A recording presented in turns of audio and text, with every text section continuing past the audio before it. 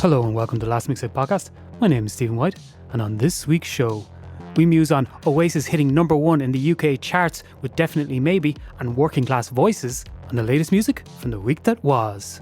But first,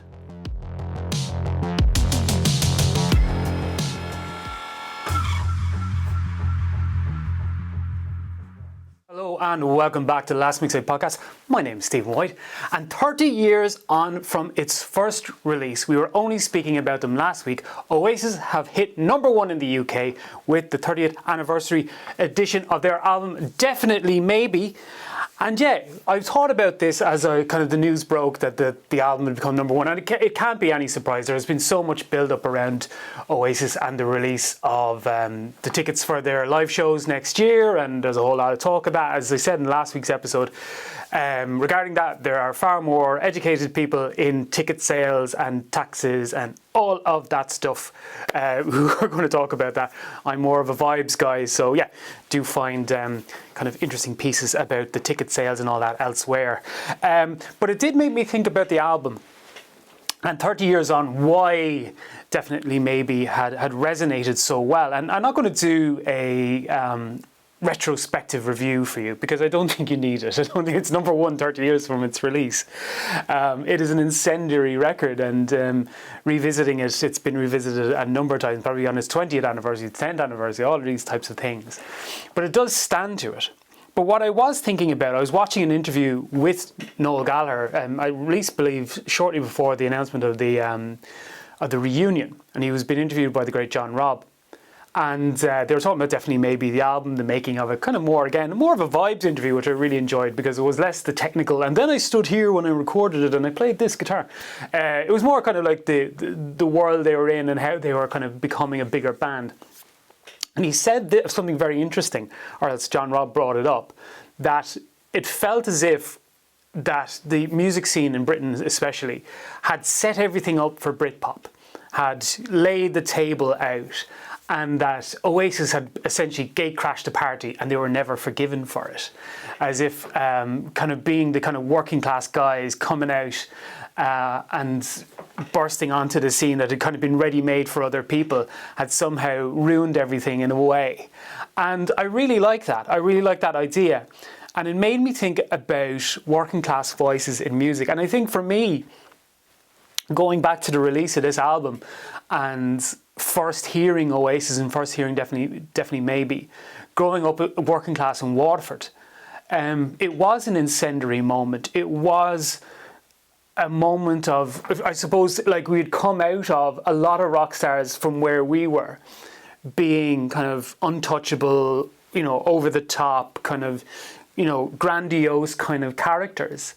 And while, yes, there was grunge and Nirvana happening, that seemed a world away. I remember the first time seeing the Nirvana Smells Like Teen Spirit video, thinking it was America, it was exotic, even though it was like in a school gym and they were wearing kind of cardigans and stuff, it still seemed a world away and untouchable. The idea then of having this band of working class guys singing working class songs about being working class and what it's like, wanting to be a rock and roll star, living forever, cigarettes and alcohol. That was the one that really grabbed me. It was the idea of cigarettes and alcohol, mostly because, and I was 7 or 8 when it came out, 8, and it was what was around me. It was the world that was around me, and it was the first representation I saw of working class voices and people in the music scene. Liam Gallagher, like Noel obviously was writing the songs, and he was, kind of the musical heartbeat of the band.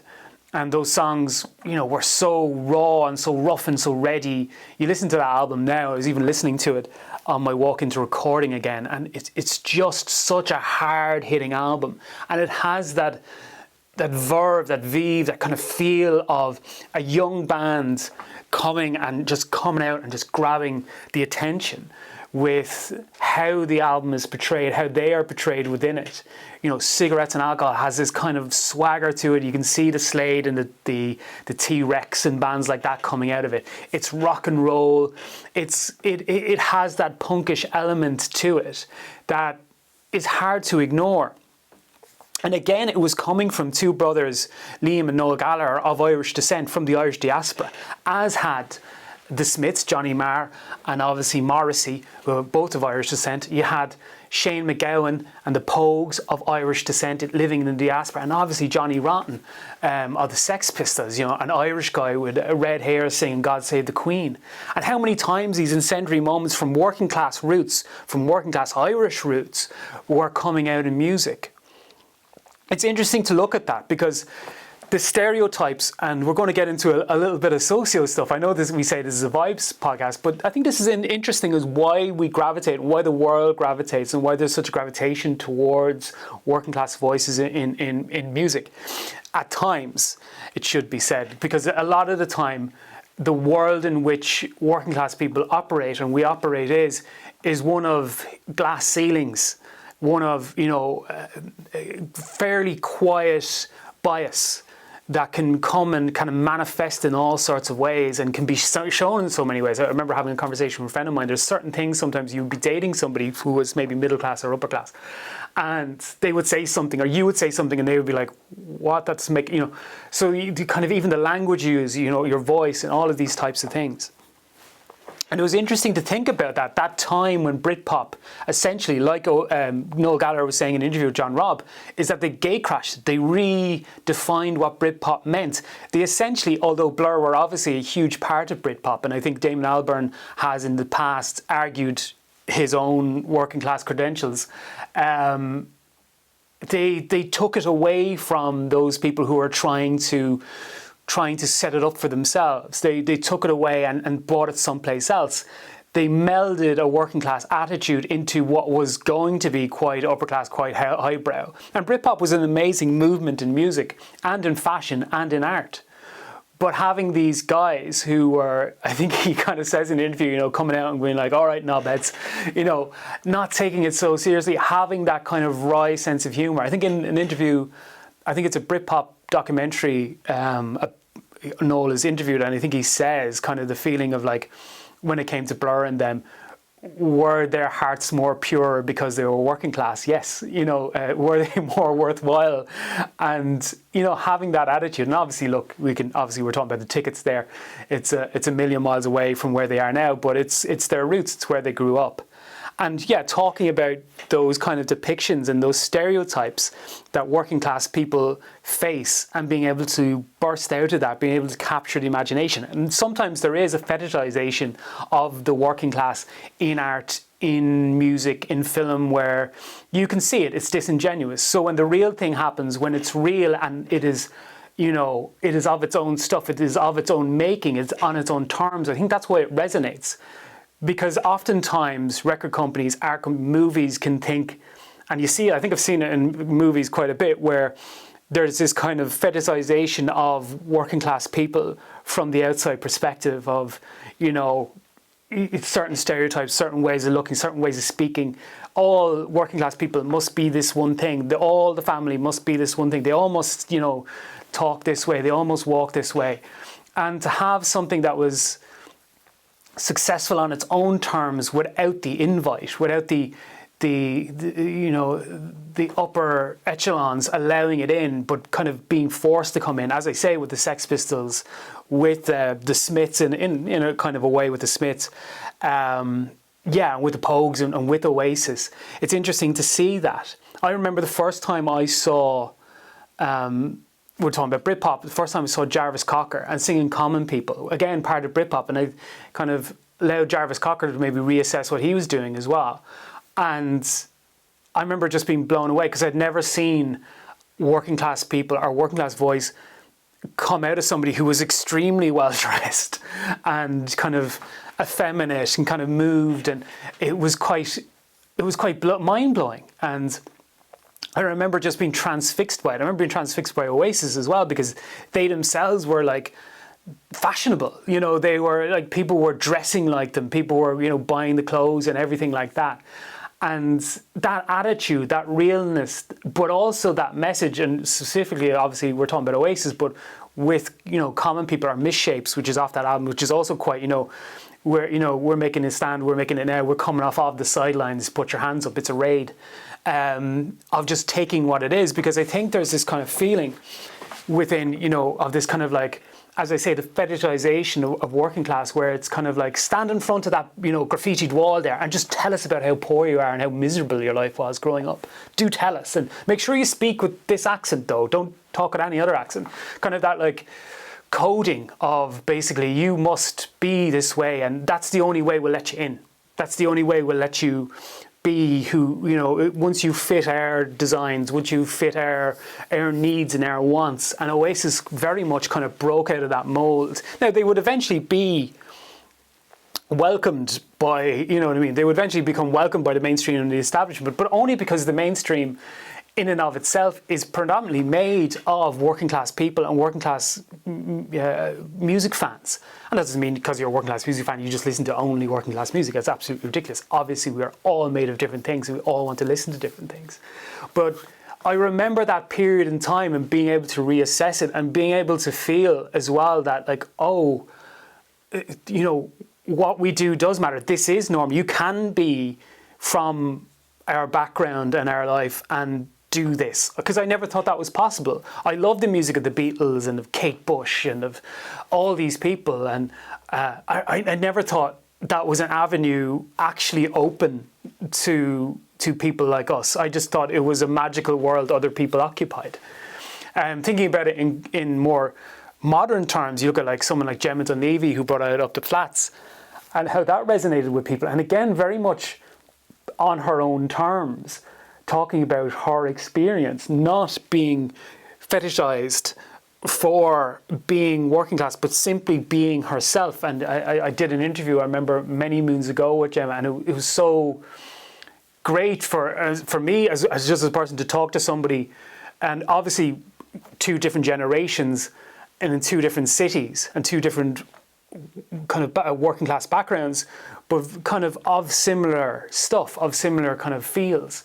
And to see that is so amazing as well. And to see that kind of be welcomed on its own terms again, because you see, I remember her gig in the Academy and them selling the merchandise outside, and you still see it today when she plays the big shows, bringing to light police brutality with a case, and I cannot remember the name of the person, but she brings it out quite often, and that's close to her community. Again, it is real, it is of the stuff. And now that doesn't mean Oasis or Gemma or other bands like that still won't get that treatment from the media and from music critics who have this kind of starry-eyed notion of of what it is. But again, it is on its own terms. I think, again, that's why people, and look, I'm not checking people's backgrounds or bank accounts or anything like that, but I think that's why people resonate with bands like the Fontaines. I think there's a lot of Liam Gallagher in Green, in the way he portrays himself, the way he performs, and I think people like to see that back to him. Liam Gallagher's strut and arrogance and kind of just at home with being on the spotlight, being like, this is mine, I'm going to take it. And I think that's a theme as well of the album, definitely, maybe. And I think it's a theme as well of those bands I reference, of the Sex Pistols, Cash from Chaos, the Smiths, kind of being almost outside that Manchester factory records, scene, even though like bands like the Happy Mondays and stuff like that obviously occupy the same space, Stone Roses as well. But the idea that the working class can, for all intents and purposes, invade the mainstream and take it back. And when it happens, it seems to happen in a way that resonates fully with people, in a way that maybe the more constructed, precise, preened kind of type things don't. That's not to say, people don't like that kind of stuff. People don't listen to the 1975 or anything like that. You absolutely can. There's nothing wrong with that. But the kind of the realness of something that is not easily faked. And I think that's the kind of the interesting thing, because you can't buy and sell it. You can't feel as if it is something that you can just take. I remember having a conversation once with somebody, and they were from a much upper class background, and them complaining to me as to why nobody would see them as working class. Because they'd paid their dues, apparently, in some sort of way. Like, how come nobody will, why do people keep judging them because of their background and their family? And when will people see them as working class? And I remember thinking, never. just never, it's not, like in Common People, it's that like, if you're cold, your daddy can stop it all. And that's the reality of it. And there's sometimes I'm always brought back to that quote by Tony Wilson about Joy Division, seeing them up on stage and seeing the other bands and saying to himself, every other band wanted to be there. Joy Division needed to be there and needed to make music and needed this to work. And I think that's what resonates with me when I listen now to Definitely Maybe. It is a working class voice. It is a sound of the working class. It is what they were listening to. It is the music that resonated with them. It's hard hitting. It's about, wanting to be a rock star. It is about getting high. It is about getting drunk. It is about just drinking in fields and smoking cigarettes. It is about all the things that are mundane, embracing the mundanity of it, but also railing against it, also wanting more, also feeling like, why can't we have what you have? In fact, we're going to take it. And in a way, I suppose, that is what Noel Gallagher and Oasis did. They came into this kind of setup, as he speaks about in the John Robb interview, and I will kind of link it down below, of just kind of coming in with a different attitude to kind of a set of circumstances that were set up for other people and going, we'll have this, and in fact we're going to change the whole direction of it. And thankfully so, because as I say, the songs like Common People and Misshapes, do we get them at Different Class, obviously the album, do we get all of that if we don't get Oasis breaking through the traps? That's not to say as well that what Blur made during that time it didn't resonate. You have all the Damien Hirst art, you have all the kind of the clothes of the fashion designer whose name I cannot quite remember. That works as well too. It's about including working class voices in it and not putting us to one side and saying, we'll have you, but you do have to look like this and stand over there and fit into our small box of what it is to be working class and do the dance, do the thing, and we'll accept you. Instead of actually including working class people in music and art and having us put in the voice and put in what we, our experiences. It seems more and more that we kind of have to elbow and shove our way into it. And that is what it is. And that's, I think, as well why it definitely maybe resonates. It does, when you listen to the album, it does sound like a band just elbowing their way to the front, just elbowing everyone out of the way and going, okay, well, you're going to listen to us now. And 30 years on, they're a different band and they're different people. Obviously, we all are. I can listen back to albums by Blur and all that and like it now. But it's interesting that people are still resonating with that. 30th anniversary albums, yes, I think there's mixes from the Mono Valley stuff and all that. I'm not really one for these kind of reissues and all that. I don't really care to listen to demos. I like listening to the finished thing. And if it's remastered and it sounds better, all the better, so I'll listen to that. But I think it can be safely said that a lot of the people listening to it are probably new fans of it who might just be getting into it now, might just be listening to the songs now. Maybe it's just coming on the news. Maybe it's just coming up in their Spotify playlists. Maybe they're just taking it in. And it's interesting to think about, are there working class kids listening to this music now and thinking, this could be us as well. We can do this too. Having that same reaction. I go back to that podcast by Osherman where he was talking about how few rock bands there are in the, or not rock bands, bands and groups as a whole in the charts. Obviously now this offsets it with the #1 album from Oasis. But there's many arguments to have. I think I was watching an Anthony Fantano video where he was talking about, well, a lot of that is actually just how people write music now. You don't need a full band to write music. You've got laptops, you've got samples, you've got drum machines, you've got all these types of things. They're more readily available. You don't necessarily have to sit in a rehearsal room. So there's a lot more people coming out making solo music than there is bands. That's not to say that there isn't any bands and the bands don't exist. Just if you are an angry man with a microphone screaming into it, I'm not saying you don't. You can't make music. Calm down. But it is like that kind of there's less and less of it, maybe for those reasons. But in terms of actually the working class voices and having a roar, a sense, and even lyrically doing things like that, even lyrically speaking and drawing from the world around you is so gratifying. So that's kind of what I've taken from Definitely Maybe. Those songs, obviously, Rock and Roll, Shaker Maker, Live Forever, Slide Away, Cigarettes and Alcohol. The album's full of bangers, Married to Children. Such a great album. And I think it's great to see it back at number one, not just because it's a brilliant album, not just because of everything else, but because, again, it reaffirms that working class voice in the music scene from many years ago. I'm not saying the working class anymore, but from many years ago. And I think that's something to celebrate too. So yeah, working class voices in music. Do let me know what you think, and how do you think it's affected it, or doesn't affect it, or how it's relevant to the scene as a whole now. But yeah, that's my take on definitely maybe making it to number one some 30 years on.